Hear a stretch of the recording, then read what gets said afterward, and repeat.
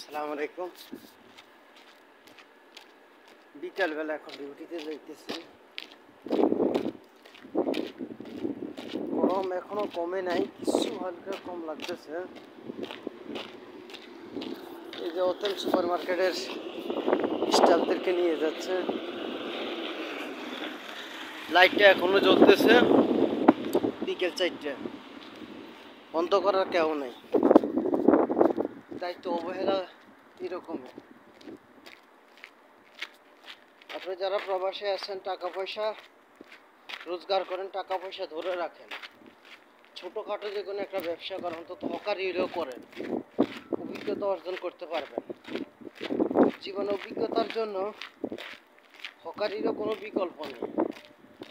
হকারি ব্যবসাটাও করতে পারেন, অনেক টাকা রোজগার করতে পারবেন।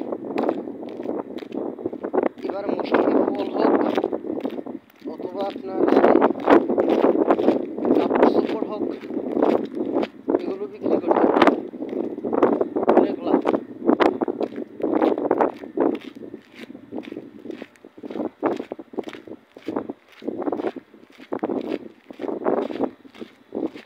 হকারি ব্যবসা করে আপনি অনেক কিছু করতে পারেন।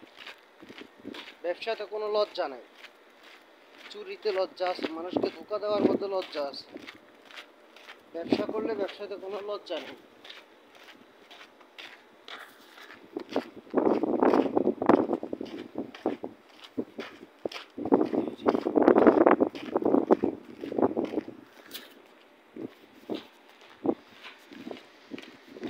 আমার কপিল আগে বাদাম বিক্রি করতো স্কুলের সামনে।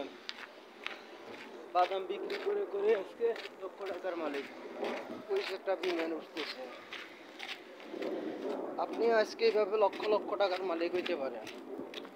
ছোটোখাটো ব্যবসা থেকে মানুষ লক্ষ লক্ষ টাকার মালিক হয়। চেষ্টা করলে সবই সম্ভব, পৃথিবীতে অসম্ভব বললে কিছু নেই। সালাম আলাইকুম।